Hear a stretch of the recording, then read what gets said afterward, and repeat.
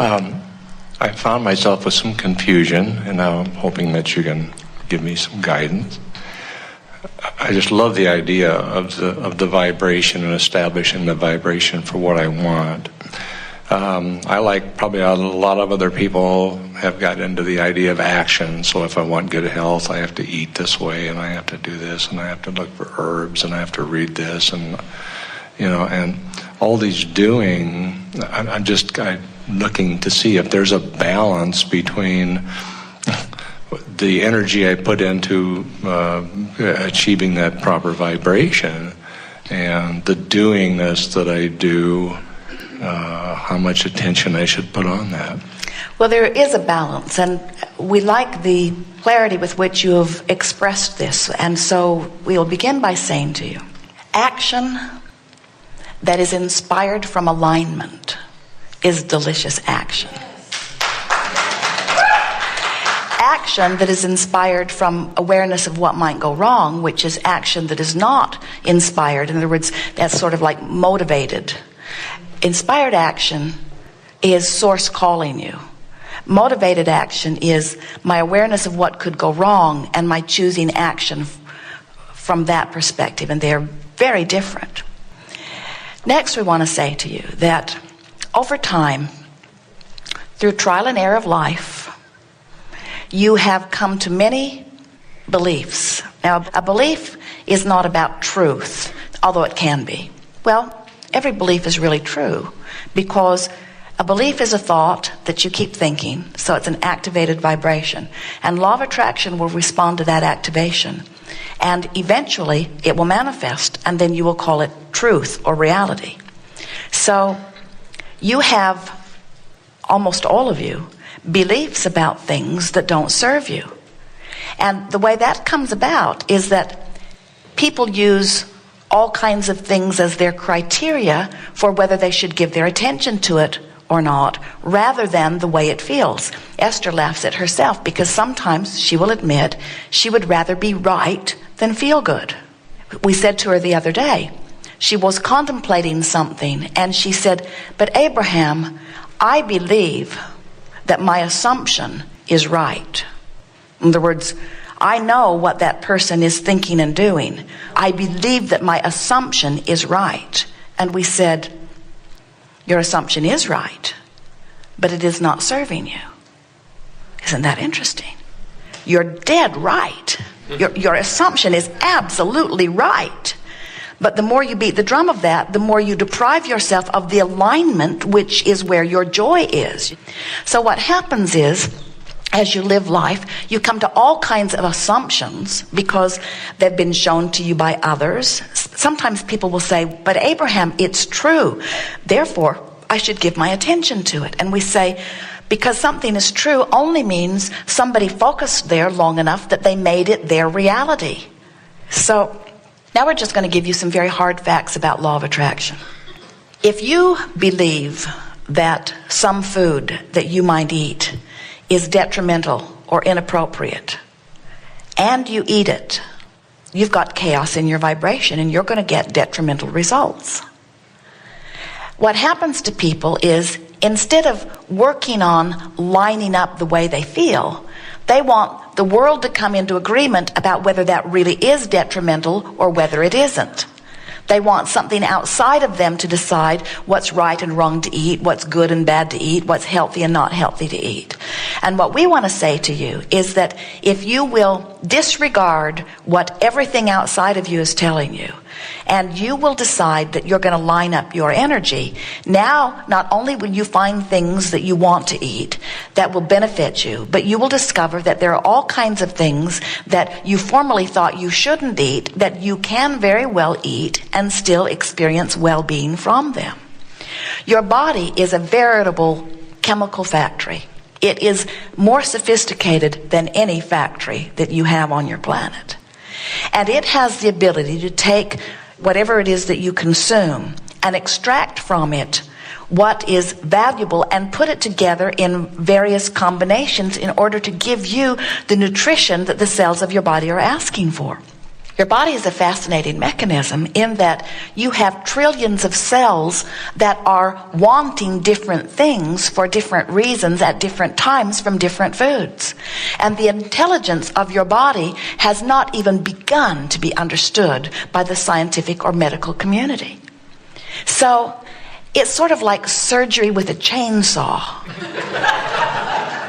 the way humans approach their physical body. It's a very bulky approach to it. So we would put things into very simple terms.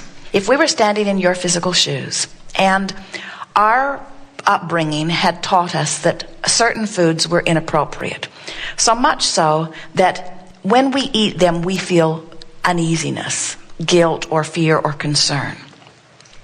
Rather than stopping and saying, something's wrong with that food, and that's why I feel bad in eating it, we would say something far more accurate.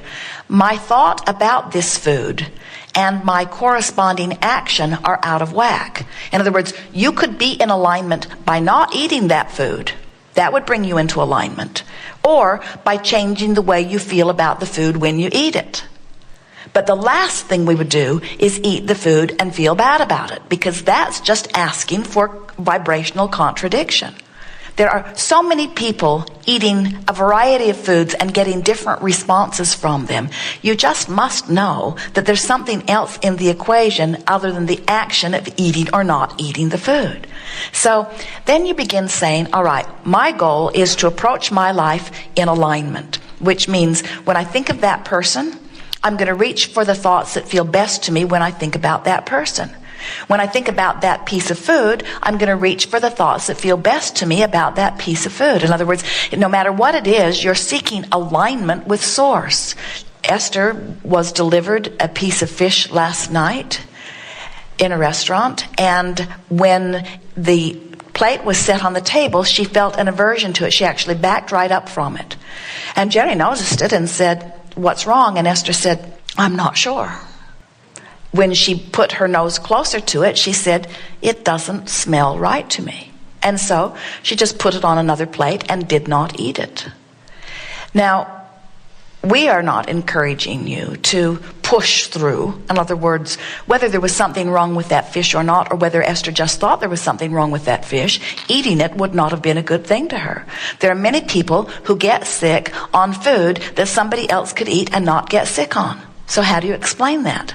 Was there something wrong with the food, or was there just vibrational discord? And we say, we don't see what possible difference it makes. In other words, we don't want you to try to get the world to come into agreement. We just want you to come into agreement.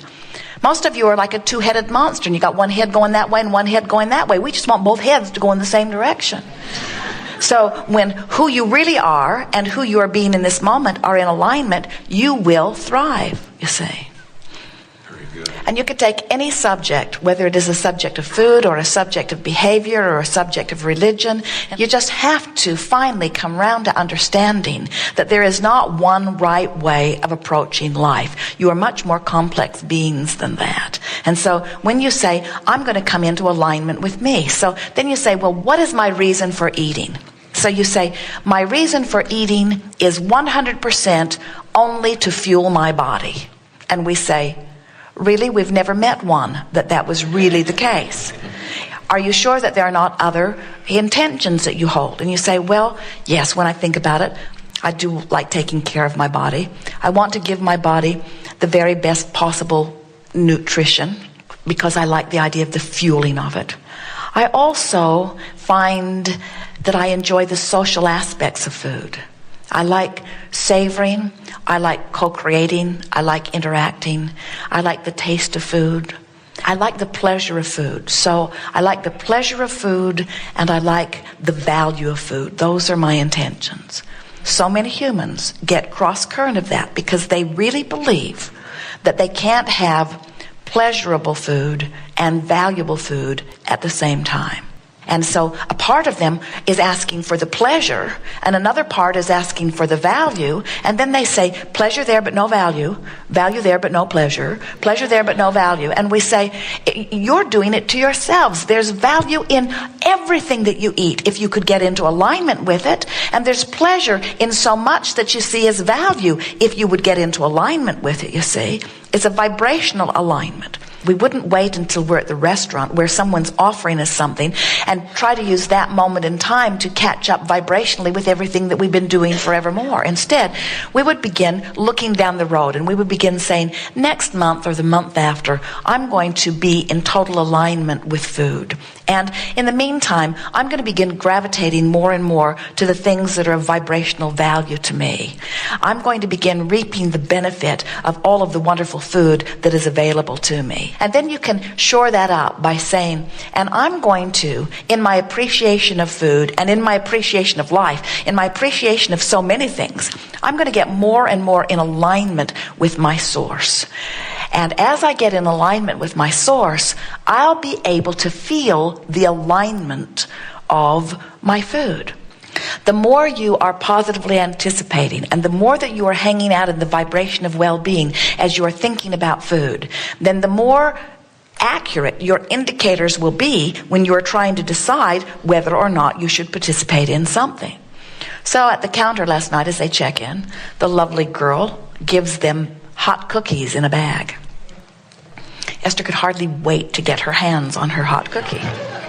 Now, she knows from former thoughts and from past experience, in other words, she wants to call the cookie decadent, she wants to call the cookie bad, she wants to call the cookie all kinds of things that she's learned from her past, but she felt a true eagerness for that cookie, a true eagerness for the cookie. So what does that mean? Does that mean that the pleasure of the cookie and Esther's alignment were in place, or does it mean the pleasure outweighed her believing of value? What does it mean? And we say, when you come into alignment with who you are, you don't have to take one or the other. There can be value in the pleasure. And that's the thing that we want you to understand. The cells of your body, the chemical factory that is you, knows how to extract the value from everything. And your inner being knows, believe it or not, and most humans have a hard time accepting this, your inner being knows that there is value for you in pleasure.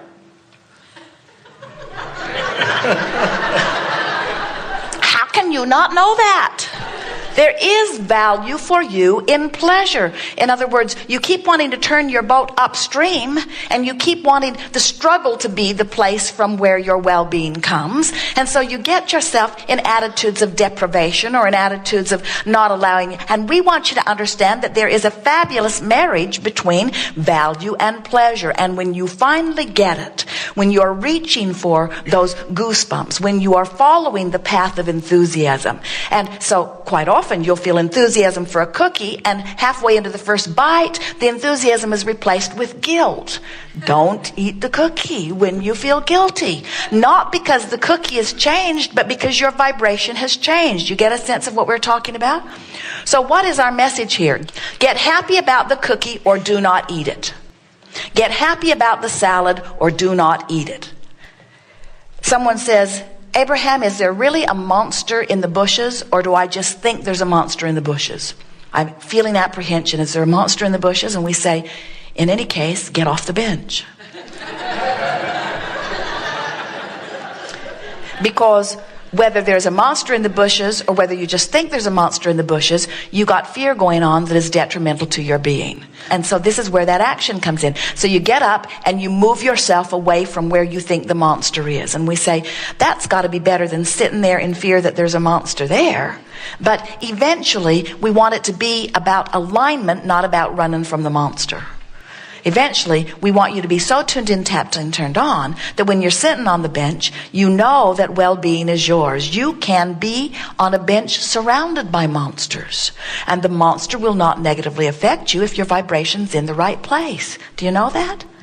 The monster is not in charge of your life. Your attention to the monster and its effect upon your vibration is what is in charge of your life. This is deep stuff. Are you getting it? So, is the cookie a monster or not? Well, you decide. You decide. Make peace with it. and let the cells of your body extract the benefit from it, and no longer say there is valuable food and there is desirable food, but they are not the same, because they can be the same. Yes? I thank you so much. Yes. That helps tremendously.